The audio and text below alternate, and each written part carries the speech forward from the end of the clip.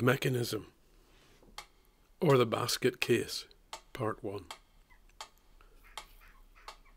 When many of us came here, now what do I mean by us, or came here, or even when? When indeed? I'm talking about the plantation of Ulster around 1610. I'm talking about planters. Now if you mention planters to most people beyond these shores, few of them would know what you're talking about. Planters, they might say, oh, you mean nuts? And to a certain extent, they might be right, though this might be a case of mistaken identity. Planters, nuts, but not something confined to just a bag that you eat in a bar. Confined, yes.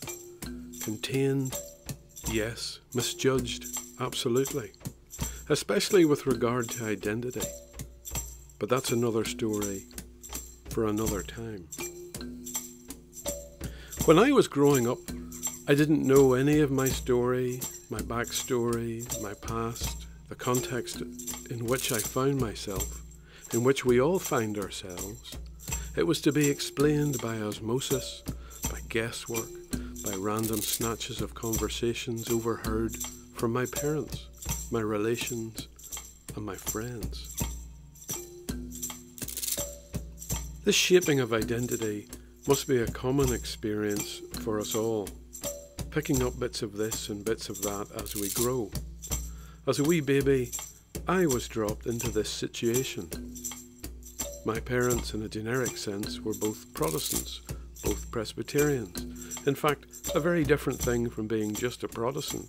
But of course, as a little creature who could not talk, who was totally reliant on my parents for everything, it didn't really matter what I was.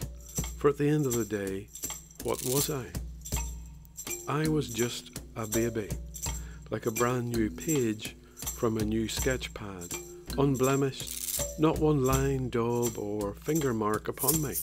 I had no sense of identity. I was not genetically Protestant. My DNA didn't make me Protestant any more than the distance between my eyes being an indicator of my Protestant birthright.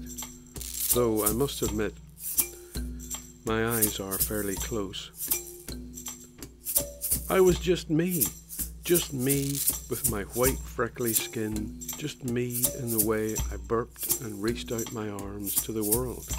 As far as I remember at the time, I was not a Teague hater, as Taj or McTeague had no meaning for me just yet. So there I was, born at Ardenley Nursing Home, just behind the Good Doctor's Spirit Shop, on the Ravenhill Road in 1957, in a city full of smog, pollution, heavy smokers, flat caps, and knowing your place. It was important to know who you were and who you weren't. Is that true today, or is it just a new reimagining of the old, us and them? It hasn't gone away, you know. Like it or not, baby, youth or adult, I still got branded a prod. Under the blanket of this 4-letter word. No pun intended. Hey, right big lad. Just sucking my thumb and watching the world go by. Unknown to me and my Moses basket were being slowly fed into a huge and hungry mechanism. But before I could reach it, I must point out that I was being carried there by a number of people. A Presbyterian minister, a number of MPs, the civil service, the state education system, the health system, the public records office, the city hall, and a number of other public bodies, all carrying me and my wee basket up above their heads. Almost a parade. Walking behind me was a Catholic priest and the Catholic education system, as they wanted no part of me. Too hard to digest. But that's okay. I'm not offended. After all, it was 1957 in old, cold Nornia. The mechanism to which I was being taken to looked like a cross between Stormont, a factory, the Titanic, and the ghost train at Barry's, up in Portrush, all combined. I was taken around the back and left on the steps. From there, I was lifted with asbestos gloves, all the rage in those days, especially in schools, and left to be weighed and tagged left or right. As a wee prod, I was taken to the right room, the room on the right, and left in a gigantic cot with several other thousand wee dotes from the day I was born, all right and all Protestant, but in a sense, all wrong. For I was off to a bad start, a start from which many of us never recover, Protestant or Catholic.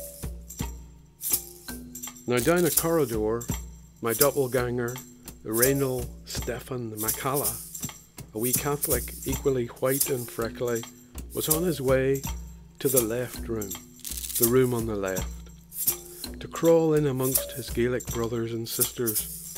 Sucking on the teat of Mother Ireland was Sean O'Rada tunes, getting his wee left foot tapping nicely. And I, the wee boy. So there I was, like raw material, flesh in a basket, moving forward, still in my container, within a factory-like system, like a cow or a pig or a donkey being led along, moon-faced and open, unaware of where I was going, who I was, or that someone had created this ride for me and those like me, that someone was operating it, a system, deliberately. It was to be many years before I would begin to question what I was experiencing. I just accepted it. Why would I not accept it? I was just a baby. Now remember that my doppelganger, Stefan, was moving along within the same system. The one fundamental difference between us as two human babies was that he went left and I went right. For that is how the mechanism worked. The two of us separated. At the beginning of our lives, everything we were about to experience in the first 18 years of our lives hinged on one small thing, whether we were Catholic or Protestant. Jesus, I have to tell you, when I see it as clearly as that, it makes me mad, angry, annoyed, fuming. That such a thing, such a minor denominational difference, could have such a devastating effect on so many lives, Catholic or prod. Like babies in a car assembly plant, the damage was done right there, right then, in the 1950s to now. We have lived, loved, played, existed and died in a free-range factory. Northern Ireland, or Nornia as I like to call it, has been run along the lines of a factory system, allowing the raw material, us, you and me, to be sorted and dispatched out into the world as two products. Of course, it's more complex than that, with much more detail and subtle variation, but essentially that's it. No different than Conway Mill, Haraldon and Wolff, or a toy factory in a cobbled one-way street. So, deeper and deeper into the mechanism, me and my basket went. All those cogs and wheels, barriers and boundaries pushing me on, guiding me to be denominationally, administratively and politically a prod. And equally so for Stefan, my doppelganger spirit friend, and Amkara, for he was being as packaged, labelled and processed as myself. But to what end? Whether I knew it or not, there was even a role for me as a baby. Even as a statistic, I was useful to the accountants in this factory, at Nornia Limited. Little prod, mbeh, mbeh. They're there now, Little Stephen and little Stefan, growing and learning to be different things to each other, not knowing of the presence of the mechanism or even each other in their early lives. If you were to fly over Northern Ireland any time over the past 50 years or so, you would have seen green fields and what seemed to be a settled and productive land. A well-organised agricultural system with boundaries and barriers. The whirring wheels of tractors and combine harvesters guiding their product to market in time-honoured fashion. The black and white cows looking like toys from the air. The pigs, the sheep and the goats. The chickens clucking, all contained and docile. Raw material, all destined for the market. But for us, what are we destined for? In Nornia, from the cradle to the grave. We live in different fields. If we were goats, we would be cut off from the sheep. If we were cows, we would be over the hedge or the fence from the pigs. All knowing our place, still. For we are the produce of Nornia Limited, and we support the lives of the few who we rarely meet. They farm us and process us in their factory, for it is the mechanism that runs our lives. The longer they can keep us focused on our differences and happy to remain in our different fields, the longer they will continue to be in control of the mechanism. The mechanism you need to be aware of. It's the mechanism you need to be aware of.